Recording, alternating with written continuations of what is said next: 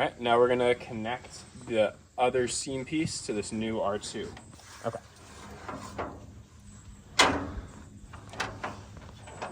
So you can see here, we're trying to seam these two pieces together, but we've got a gap. It's about 1/8 of an inch, 3/16 of an inch. It's enough we can't get the bolts through. From underneath here. Okay. So the way that we're gonna close this gap right there is the problem.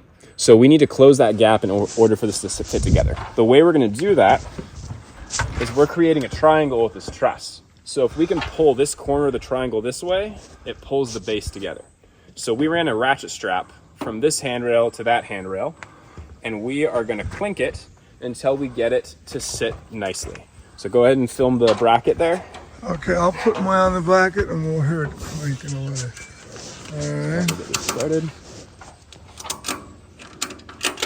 All right, so here we are.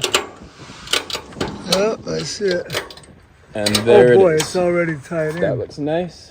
Yeah, that Let's looks just drop the good. bolt through and put the nut on.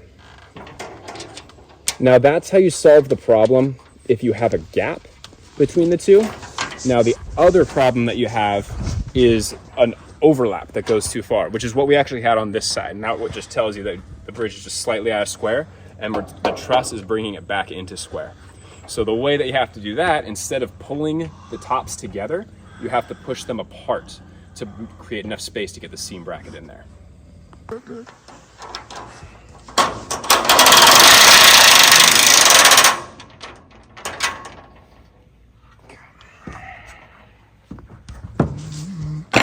All right, so you want to explain that you tighten that? All right, so now we tighten the seam piece.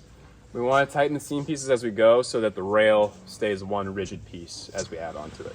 Now we're going to take off the strap here, and we'll see if we have to use it in the next section or not.